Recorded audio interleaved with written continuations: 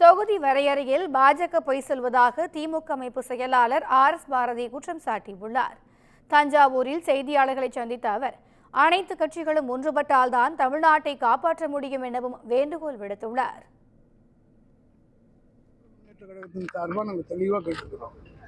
எங்களுக்கு 10 seat increase ஆகுதுன்னு சொன்னார். நாங்கள் இல்லைன்னு சொல்லலை. ஆனால் ப்ரப்போர்ஷனட்டாக இன்க்ரீஸ் ஆகிருக்கா?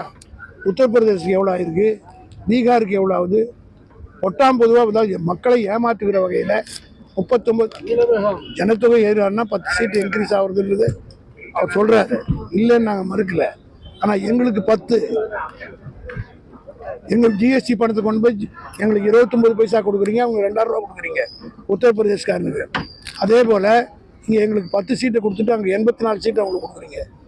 இதுதான் கூடாதுன்னு சொல்கிறோம்.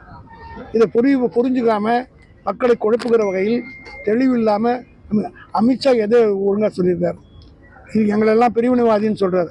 அவர் தானே முதல்ல ஒரிசாவில் போய் தமிழ்நாட்டுக்காரன், இங்கெல்லாம் தமிழ்நாட்டுக்கு மானம் இல்லையா, இப்போ தமிழ்நாட்டுக்காரன் உங்களை ஆளலாமா, தமிழ்நாட்டுக்காரன் பின்னாடி போகணுன்னு பேசின பிரிவினை பேச்சை யார் ஆரம்பிச்சது? அவர் தானே ஆரம்பித்தார். ஆக அவர் பேசுறது பொய் சொல்லியே வாழக்கூடிய ஒரு கட்சி பிஜேபி. இதற்கு பல உதாரணங்கள் இருந்தாலும் சொல்ல முடியும். நாங்கள் கேள்விய கேள்விகளுக்கு தெளிவான பதிலை அவர் சொல்லவில்லை.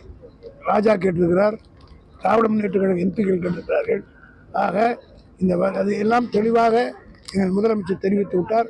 அதற்காக தான் அனைத்து கட்சி கூட்டம்.